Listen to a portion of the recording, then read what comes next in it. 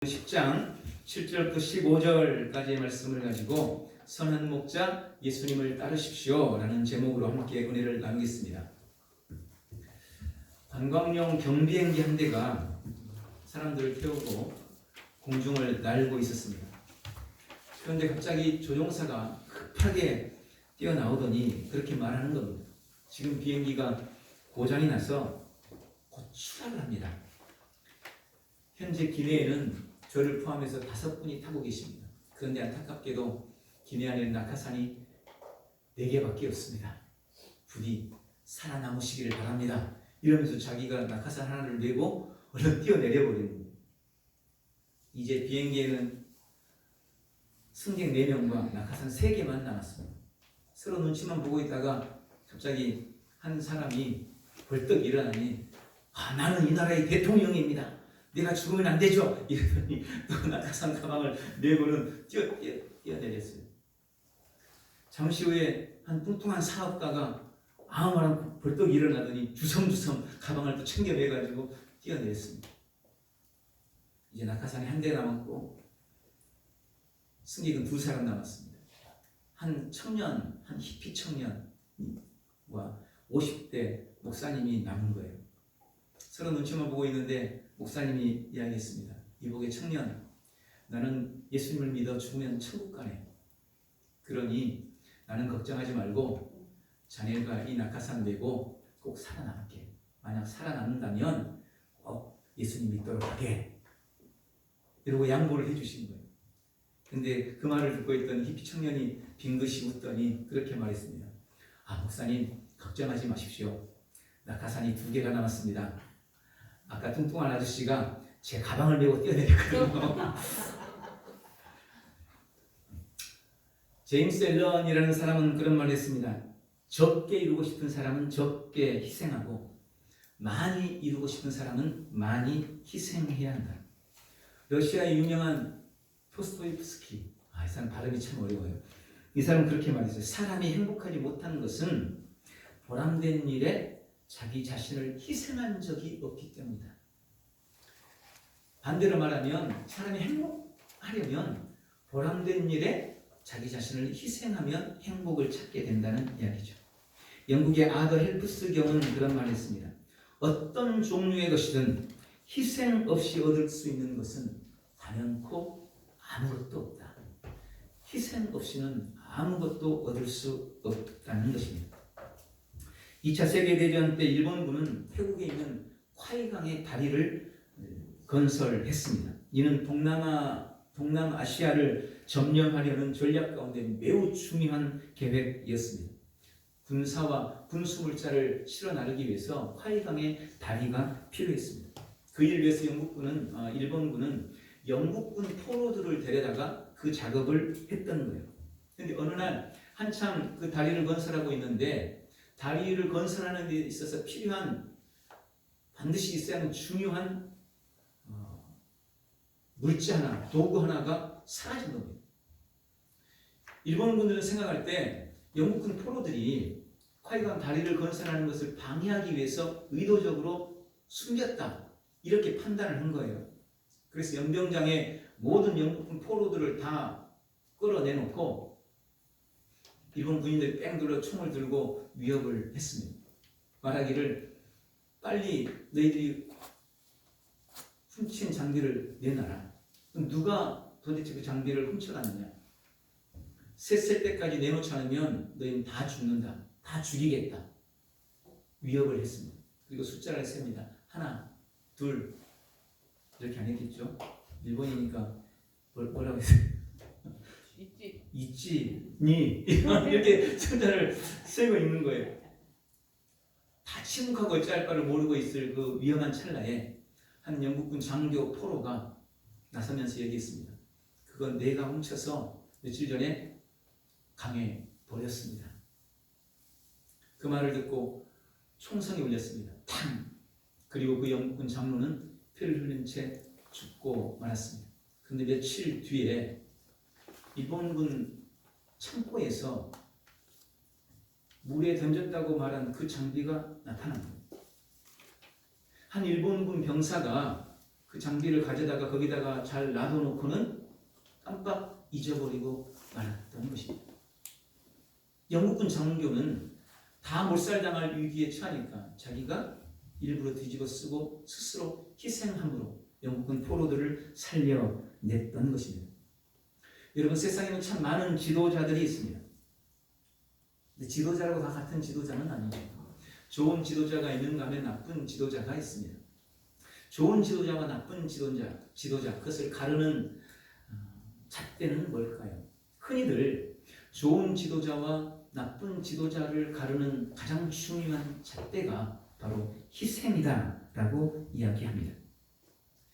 그런 의미에서 예수님은 어떤 지도자이실까요? 우리 예수님 하면 가장 먼저 떠오르는 것이 뭡니까? 십자가일 겁니다. 십자가. 그리고 십자가는 한마디로 말해서 철저한 자기 희생입니다. 역사를 보면 인류는 어느 시대나 불안한 현실의 문제 그리고 암담한 미래의 문제를 해결할 지도자를 기다려 왔습니다. 하나님은 예수 그리스도를 이 땅에 보내시면서 인생의 가장 근본적인 문제인 죄와 지옥의 문제를 해결하기를 원하셨습니다. 그리고 예수님은 이 땅에 오셔서 그 인생의 문제를 해결하기 위해 십자가를 지시고 자신을 희생하심으로 인류의 모든 죄의 문제를 해결하고 구원을 이루셨습니다. 오늘 본문의 말씀은 이 땅에 오신 그 예수님께서 예수님과 우리 인생과의 관계를 비유로 말씀하시는 내용입니다. 예수님이 자신에 대해서 말씀하시는 중요한 교훈입니다. 이 말씀 속에 담긴 주님의 약속을 붙들고 오늘 승리하는 우리 모든 성도들이 다 되시기를 예수님의 이름으로 축원합니다. 오늘 본문에 보니까 주님은 우리에게 예수님이 우리의 선한 목자가 되신다고 약속하셨습니다. 오늘 예수님께서 이 말씀을 하실 때의 배경은 그 당시 거짓 지도자들, 종교 지도자들 특별히 그들로 인해서 이스라엘 백성들이 많은 어려움을 겪고 있었기 때문이었습니다. 당시 종교 지도자들이나 랍비들은 바리새인들의 율법을 지켜야만 구원을 얻는다고 이스라엘 백성들에게 가르쳤습니다. 그러나 그 율법은 자신들도 지키지 못했을 뿐만 아니라 이스라엘 백성들도 도저히 질 수 없는 무거운 짐이 되어 있었습니다. 바로 그런 상황 속에서 예수님이 나타나셔서 말씀하시는 겁니다. 율법으로 말미암아 구원을 얻는 것이 아니라 나를 믿음으로 말미암아 구원을 얻는다. 그러면서 오늘 본문의 말씀을 하시는 겁니다. 오늘 본문에 보면 예수님께서 자기 자신을 두 가지로 소개하고 계십니다. 먼저 7절에 보니까 예수님은 자신을 양의 문이라고 소개합니다. 양의 문, 우리로서는 참 이해하기 힘든 말씀이죠. 그런데 팔레스타인 지역에서는 양을 키우기 위해서 이 목초지를 이리저리 옮겨 다니는 유목 생활을 했어요. 많이 들어보셨잖아요. 유목민들. 어느 한 곳에 오랫동안 정착하는 것이 아니고 이곳에서 풀을 뜯기다가 다 먹고 나면 또 옮겨서 또 장소로 옮기고 계속 유목 생활을 했어요. 그래서 이 양들을 치는 데 있어서 우리가 필요해요. 우리. 밤에는 추위나 냉소들 때문에 우리를 치는데 그 우리를 간이 우리로 쉽게 말하면 조립식처럼 이렇게 우리를 만든 겁니다. 그런 식으로 간이 우리를 만들었기 때문에 임시 우리를 만들었기 때문에 문이 특별하게 없는 거예요. 문짝을 싣고 다닐 수도 없는 거고. 그래서 문 모양 틀만 있고 문은 어떤 식으로 만들었냐면 그냥 목자가 그 출입구에 누워서 잠을 자면서 문이 대신된 겁니다. 양들이 못 나가게 만들고 또 맹수들 못 들어오게 만들고 그래서 당시 목자들은 자기 자신들을 가리켜서 이게 비한 말인지 어쩐지 모르겠는데 목자들은 양의 문이다 이렇게 말을 했다는 거예요. 우리가 집에 애완견이라는 게 키워보면 알잖아요. 개들하고 친밀해지면 개가 사람을 타고 넘어가는 일이죠. 그것처럼 양들도 문이 된 이 목자를 타고 넘으면서 드나들었다는 거예요. 바로 그런 의미를 예수님은 너무나 잘 이해하고 계셨기 때문에 오늘 본문에 그런 배경과 그런 의미를 가지고 자신을 가리켜서 나는 양의 문이다 라고 말씀을 하시는 것입니다.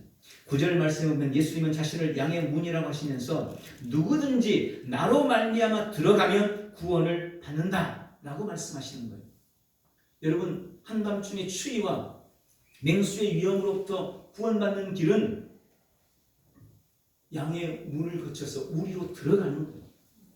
그 예수님이 양의 문이기 때문에 그 양의 문 예수님을 통해서 우리로 들어가는 양들만이 구원을 받는다라는 의미인 것입니다. 또한 양의 문인 예수님을 넘어 들어가고 나가면서 꼴을 먹을 수 있다라고 말씀하고 계시는 겁니다.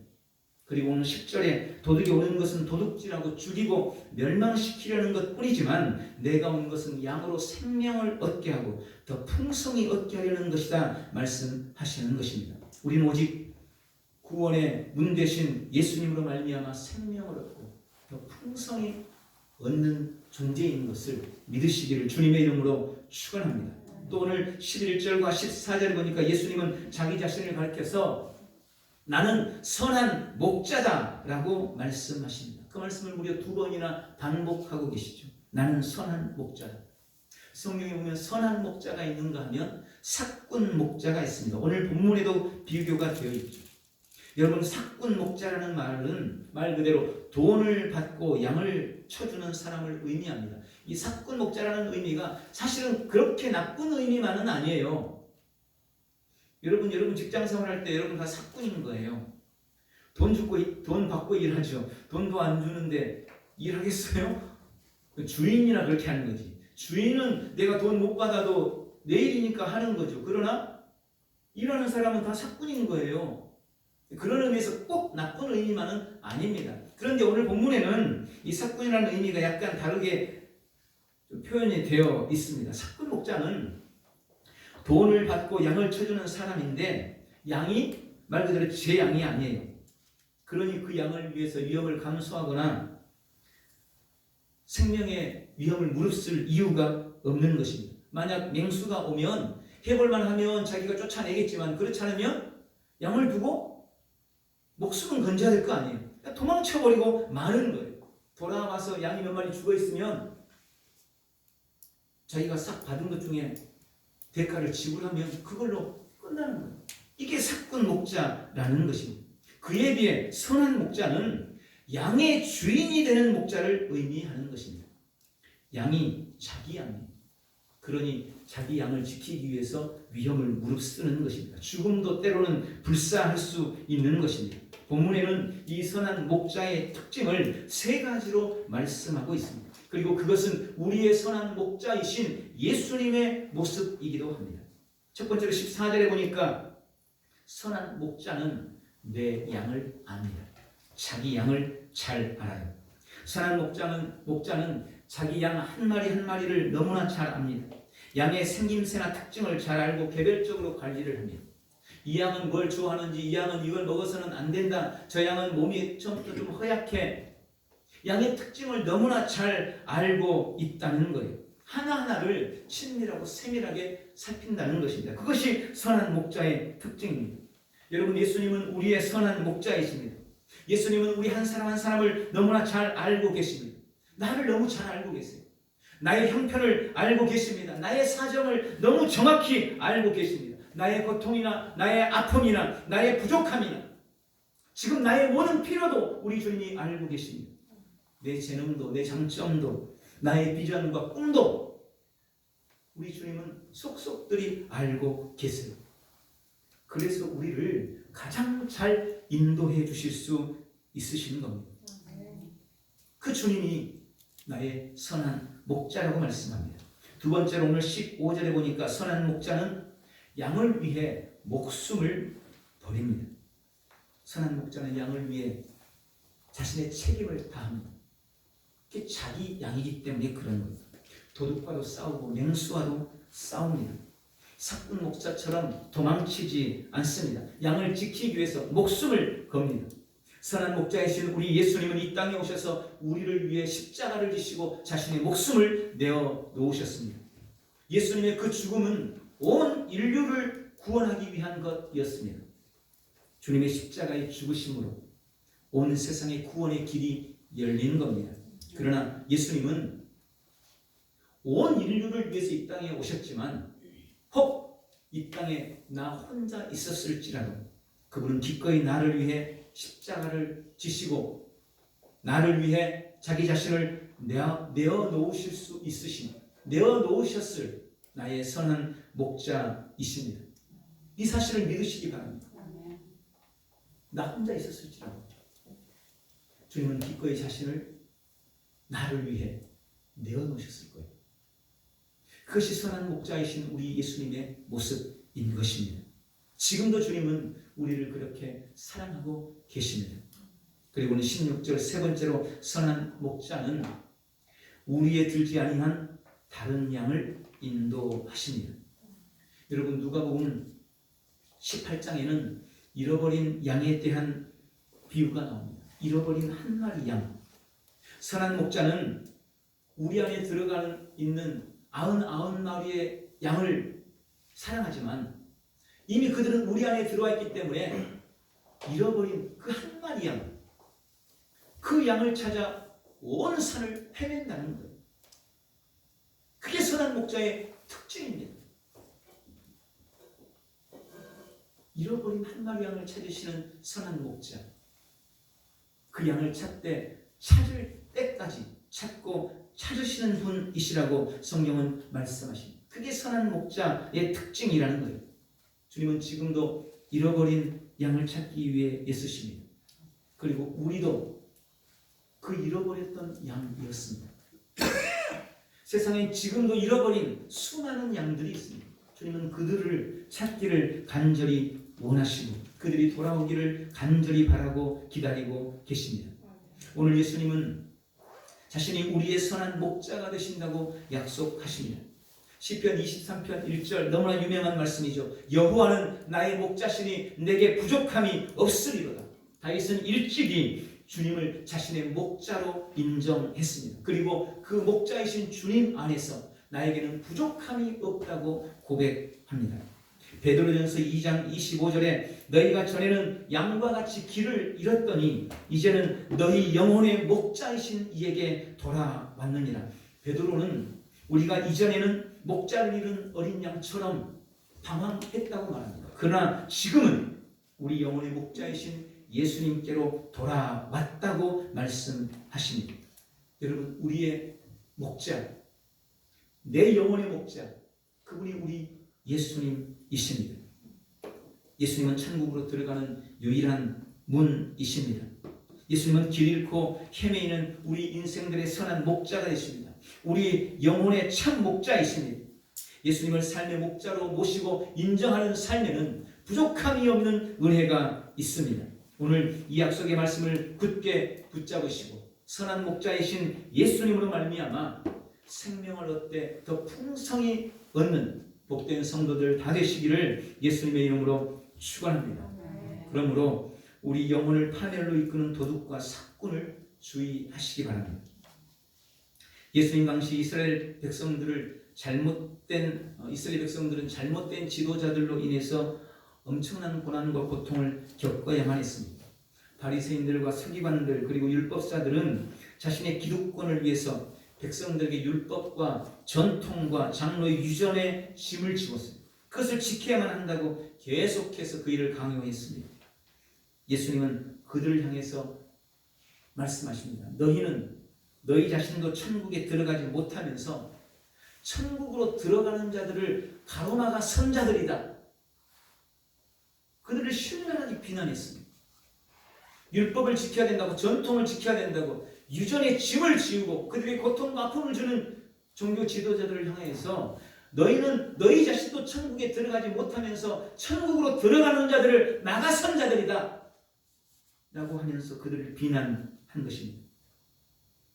또 당시 성경에 보면 예수님 이전에도 메시아를 자칭했던 사람들이 많이 있었습니다. 특히 성경에 기록되고 있는 드다라는 사람이나 갈릴리의 유다 같은 사람들은 스스로를 메시아라고 목자라고 칭했습니다. 예수님은 그들을 다 가르쳐서 그들은 도둑이요 강도다, 죽이고 멸망시키는 자요 영혼을 파멸시키는 자들이라고 말씀하십니다. 그러면서 그들에 대해서 경고하시는 거예요. 여러분, 이 시대에도 얼마나 잘못된 많은 지도자들이 있습니다. 자칭 메시아가 우리나라만 해도 수백 명에 달한다 그래요. 잘 알려진 사람들, 대표적인 사람들 있잖아요. 신천지의 이만희, 하나님의 교회의 안상홍, 또 자칭 하나님 어머니. 여러분, 아버지 하나님은 들어보셨지만 혹시 어머니 하나님 들어보셨습니까? 이러면서 장기리자, 다 대표적인 잘못된 이단들인 거죠. 또 죽었지만 통일교의 문선명, 유명한 JMS의 정명석, 다 잘못된 종교 지도자들 아닙니까? 다 이단 사이비들이죠. 그나마 좀 다행인 것은 이번에 코로나 사태로 인해서 신천지와 그 실상들이 상당 부분 드러났습니다. 많은 목사님들이 이번 코로나는 신천지를 도려내기 위한 작업이셨다, 뭐 이렇게 말씀을 하기도 해요. 어쨌든 그동안 사람들로부터 관심도 없었고 또 꽁꽁 감추어져 있던, 그나마 이단에 관심이 많았던 목사님들에게나 좀 알려졌던 그런 신천지에 대해서 전 국가적으로 완전히 드러났잖아요. 참 다행이라고 생각이 되어집니다. 여러분, 그럼 어쨌든 이런 이단들이 주는 폐해가 상당히 심각합니다. 아니, 상당한 정도가 엄청나게 심각합니다. 지난 2000년 4월에는 우리나라에는 아닙니다. 우간다에서 도미니크 카타리바보, 이름에 바보가 들어갔습니다. 도미니크 카타리바보라는 교주가 시한부 종말론 사이비 집단을 설립을 했습니다. 근데 그들에 의해서 무려 800여 명의 신도들, 특히 여자와 아이들이 약 500명가량은 방화에 의해서 죽고 약 300명가량은 칼에 찔리거나 목이 졸려 죽는 엄청난 사건이 발생했습니다. 특히 교주와 교단의 간부들은 어린이들을 살해하고 그 피를 나눠 마시는 충격적인 행각을 보였어요. 이단들은 이런 상상할 수 없는 극단적인 만행까지 저지르는 거예요. 이게 이단이 갖는 특징이에요. 이런 얘기를 들으면 그렇게 생각하시는 분이 있어요. 목사님, 너무너무 무서워서 어떻게 신앙생활 하겠습니까? 차라리 아무것도 안 믿는 게 낫겠네요. 이렇게 말하는 분들이 있어요. 그런데 여러분 아셔야 돼요. 사탄이 그걸 노리는 겁니다. 이번 코로나 사태를 보면서도 예배하는 몇몇 교회들을 가리켜서 사람들이 신천지나 그 교회나 뭐가 다르냐 이러면서 싸잡아서 비난하면서 신천지나 교회나 그게 아닌가. 그래서 난 이것도 저것도 안 믿겠다. 여러분, 그게 사탄이 노리는 거라니까요. 그런 이단이나 잘못된 집단을 보면서 우리의 믿음을 공고히 하고 어떻게 하면 더 바르게 믿을 것인가를 결단하고 마음을 먹어야지, 믿음을 포기하는 것은 사탄이 쳐놓은 술수에 그냥 넘어가는 거예요. 그러면 우리는 그런 도둑과 사꾼들, 어떻게 그것을 선한 목자와 구분할 수 있을까요? 너무나 당연하고 뻔한 이야기지만 사도행전 4장 12절의 말씀이 기준이 되는 것입니다. 다른 이로서는 구원을 받을 수 없나니 천하 인간의 구원을 얻을 다른 이름을 우리에게 주신 일이 없습니다. 여러분, 이단이나 사이비가 말하는 것은 결국 예수님 외에 다른 구원자가 있다는 거예요. 예수님 외에 다른 구원자를 말해요. 물론 처음부터 그렇게 말하지는 않습니다. 우리가 잘 아는 것은 신천지도 처음에는 이만희의 이자도 안 꺼내요. 신천지의 신자도 안 꺼냅니다. 그냥 성경 공부한다. 일반 교회처럼 똑같이 보여요. 근데 그 안에서 내가 점점 그 공부에 흥미를 느끼고 점점 세뇌시켜가면 나중에는 알고 봤더니 우리가 이긴 자를 믿어야 되는데 그 이긴 자가 예수 그리스도가 아니고 이만이라는 거예요. 나중에 한참 믿고 나면, 교육 다 받고 나면, 그래서 거기에 쏙 빠지면 그때서야 이만희가 구원자다, 이렇게 이야기를 하는 거예요. 여러분 다른 데도 다 마찬가지예요. 처음부터 정명석이 구원자입니다. 처음부터 문선명이 구원자입니다. 이 시대에 이렇게 잘 말 안 해요. 처음에는 아닌 것처럼 일반 교회하고 똑같은 것처럼 그렇게 하다가 나중에 결국 본색을 드러내는 거예요. 그게 이단이라는 말의 의미입니다. 이단, 처음에는 시작은 비슷해요. 그런데 끝이 다르다는 것입니다.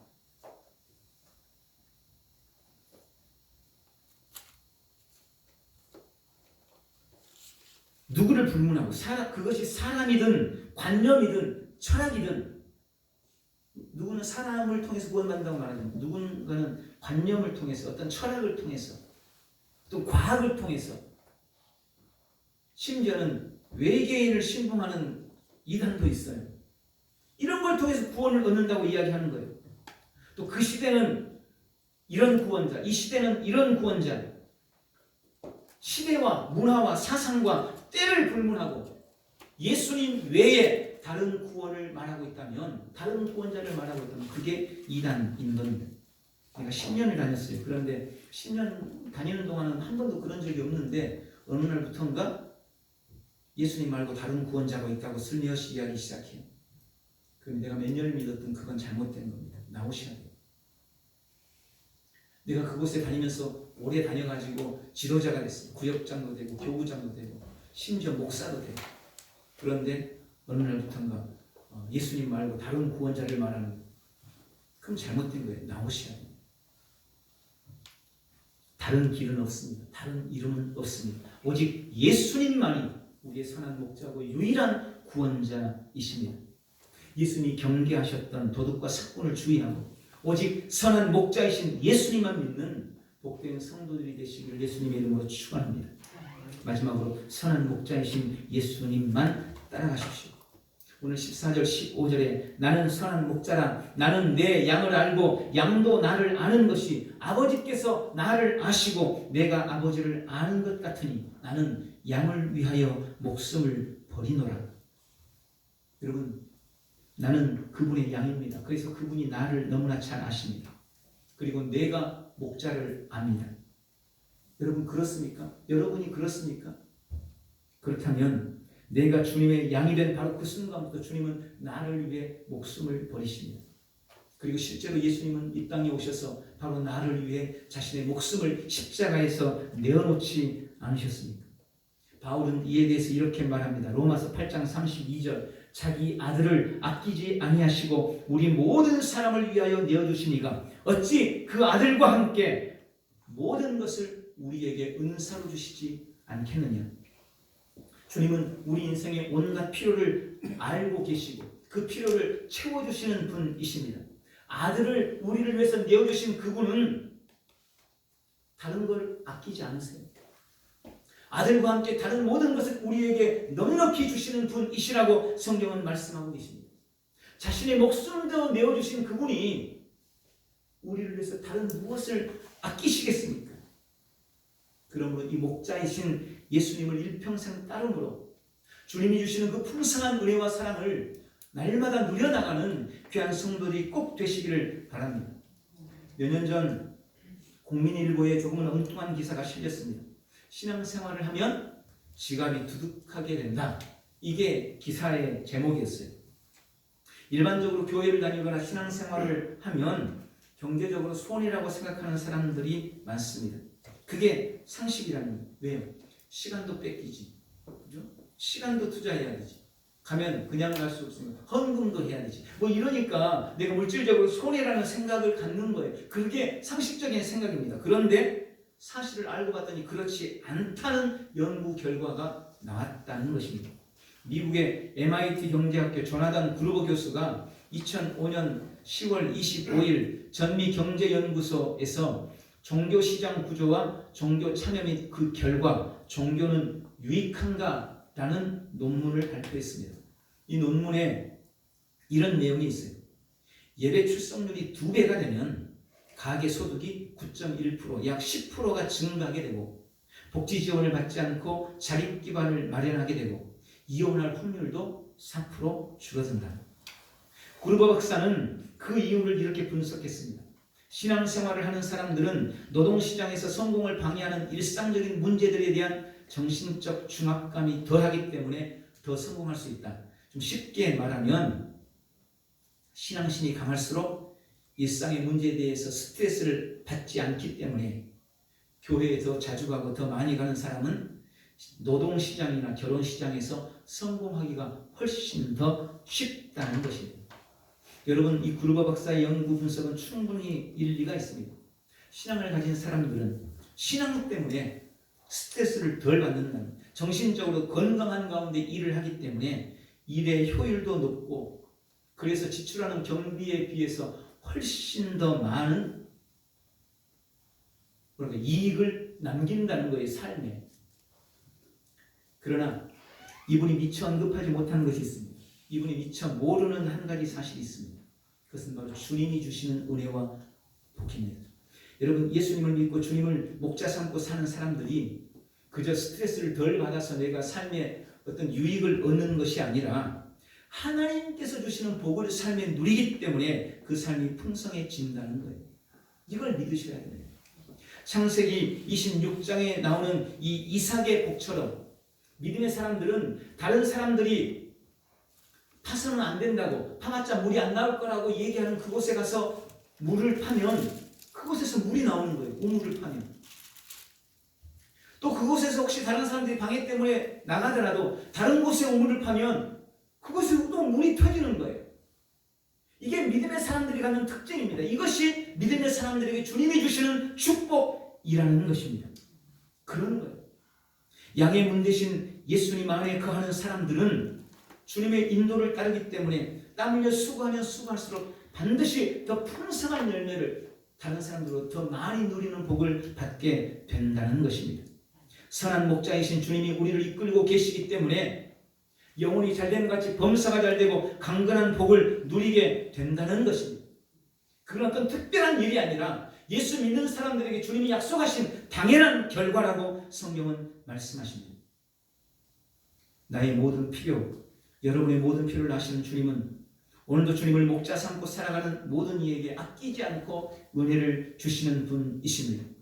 오늘 이 약속의 말씀을 믿고 선한 목자이신 예수님을 따름으로 이 풍성한 은혜를 날마다 삶에 누려나가는 복된 성도들이 다 되시기를 예수님의 이름으로 축원합니다.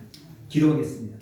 좋으신 하나님 아버지, 오늘 양의 문이 되어주시고 선한 목자이신 주님을 찬양하며 경배합니다. 내가 온 것은 양으로 생명을 얻게 하고 더 풍성히 얻게 하려는 것이라 말씀하신 하나님 아버지, 날마다 선한 목자이신 주님을 따름으로 이 땅에서 풍성한 은혜를 누려나가는 복된 성도들 다 될 수 있도록 축복하여 주시옵소서. 예수님의 이름으로 기도하옵나이다. 아멘.